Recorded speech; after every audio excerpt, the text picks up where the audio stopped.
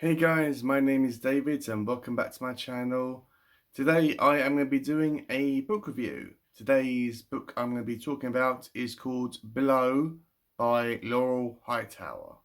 Now, if it isn't extremely obvious by the cover of this book, this is a fiction book based around the mythical creature called Mothman.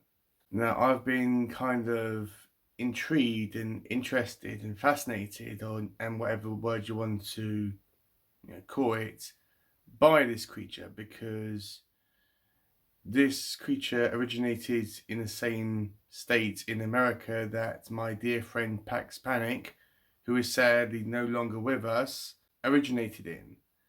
So I have been interested to read more about that creature, and plus it gives me some sort of comfort. So this is the second book about Mothman that I have read. I knew going into it that this is a fiction book, and this one was really short. I bought this second hand off of eBay really cheap. It was about $120 plus postage and packaging, and I didn't really know about how long it was, but when it arrived it was really short. It was about 106 pages, so more of a novella than a novel. So this is going to be my own thoughts and feelings regarding this book as always, and this is going to be a spoiler-free video. Because of its length, I've got to be super vague, but I'll do my best. So this focuses around our main female character called Addie, who is a horror fan, and she is driving to a hotel to meet up with some of her female friends and to kind of reconnect and socialize and talk about horror and all that stuff. And there's this snowstorm as well, and along the way she meets up with a trucker who I believe his name is Mads, and there's this concept about him actually seeing something. I'm currently making my way through all the X-Files episodes for the second time, and reading this book, it did actually seem like I was reading an episode of the X-Files. And there's a point in the story where Addie sees a mysterious black figure, this massive black creature or entity with these big red eyes, and that is a kind of a defining feature of Mothman. He has these big massive red eyes. So as the story goes on, the truck driver accidentally, well obviously anyway, drives his truck off the side of a bridge, which I think was kind of a nod to the Silver Bridge or whatever it was called in Point Pleasant, West Virginia, that collapsed during the whole Mothman sightings. I can't remember exactly what it was called in the book, but you could tell that it was a nod to that bridge, kind of like a Easter egg. So Andy is trying to contact this trucker at the bottom of this cliff, and she doesn't really know if he's survived or not, but he's somehow talking to her through a radio or some way, I suppose. And Addie goes down into this cliff, or down this cliff, to try to help out this trucker. She doesn't really know him. He's a complete stranger, but she feels responsible for what's happened. And when she's descending down this cliff, she's trying to have, she's having conversations in her mind with her ex-husband called Brian. Now, Brian wasn't really a nice guy. He was very controlling and, I would say, manipulative or demeaning, but he was kind of a man's man, and I mean, he actually loved Addie, and he still does. It's kind of a weird thing, really, as to actually try to explain. But she's having all these conversations with him in her mind, like he's saying all these things, and she's kind of replying back to them.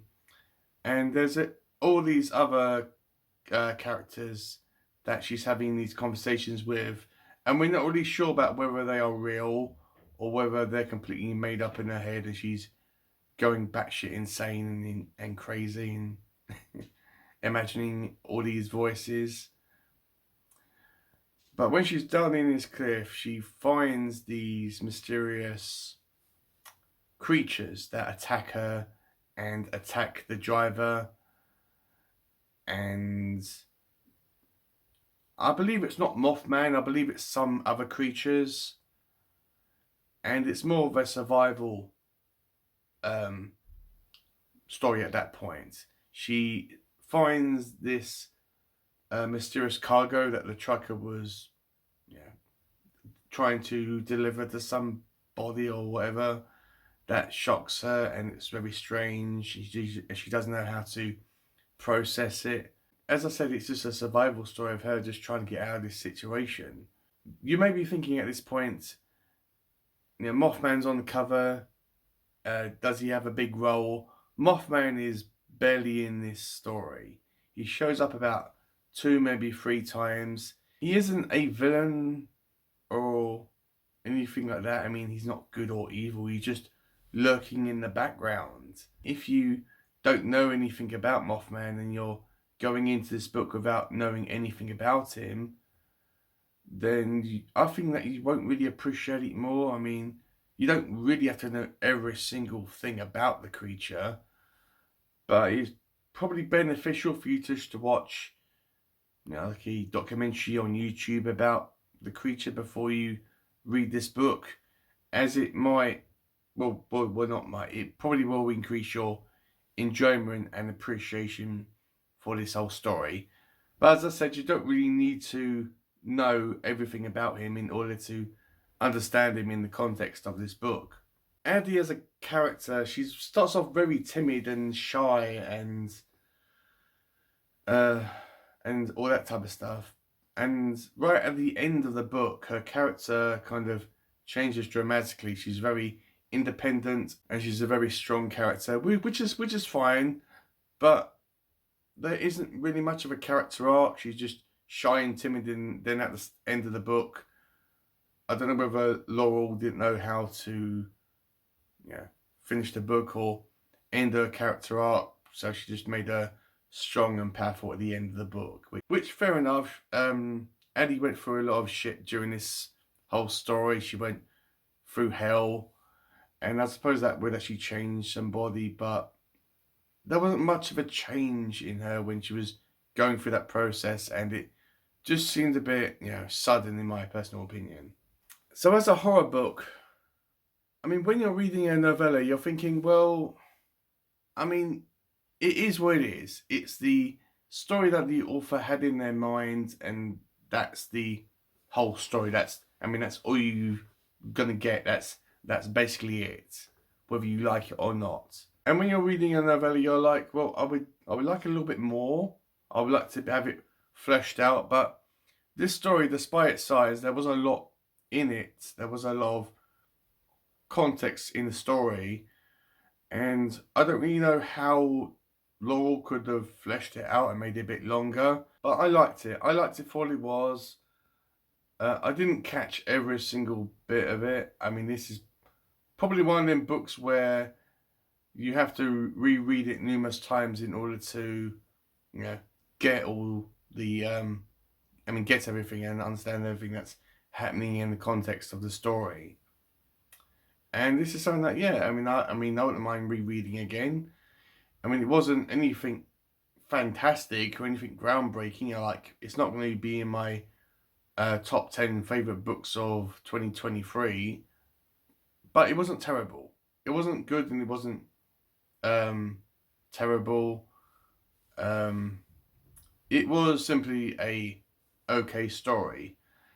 When it comes to, is it a good Mothman story? Yes and no. I mean, if you are going into this book thinking that you're going to get a Mothman story, it's like a fiction based story about the creature, and somebody's experience with the creature. That's not what you're really going to get here. As I said, Mothman is in the book, but is more lurking in the shadows, on the sidelines and watching what's happening. So if you're expecting Mothman to be in every single scene, then you're going to be really, disappointed with this story. It seems to be more along the lines of a Jeepers Creepers type of story, but with Mothman in it. But I don't really want to give the impression that I didn't like this book and this book isn't worth your time. It is worth your time, and I liked it for what it was. Yes, I would have liked a bit more about Mothman, but it is what it is. But I would definitely recommend this book. If you are new to horror, it's a short read, but if you're new to horror, I wouldn't really start off with this one. If you're interested in Mothman and if you watched documentaries about the creature and you've read books about the creature, then yeah, sure. I would give this book a try, but just don't expect high things from it. As I said, it's not just about Mothman. Think about it's more about Addie's experience in this whole situation of survival, and Mothman's kind of in the background watching her and observing what's happening. So when it comes to what I'm going to rate this story, I would really like to give it a 4 stars, but I'm going to be fair and give it a 3 stars. It hasn't put me off reading anything else about Mothman, as I've got 2 other books about the creature in my reading den. But let me know if you have read this book. What did you think about it? Did you like it? Did you not like it? Let's kind of have a discussion about it down below in the comments. Have you read anything else about Mothman? Have I maybe encouraged you and inspired you to pick this book up and give it a try? As I said, it's not going to take you too long to read it and get through it. That's just been my small video about Below by Laurel Hightower. I'm really intrigued to read more about what this author's actually written. I'm intrigued to read more books by her and see what else she's got to offer. I know she's got a few other books that I've been really well known and I've heard about. So I'm really interested to read them and see what I think about them. If you have any highly recommended,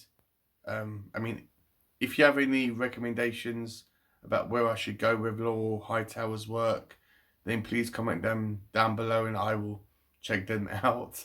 But yeah, with all that out the way, guys, I'll see you in my next video.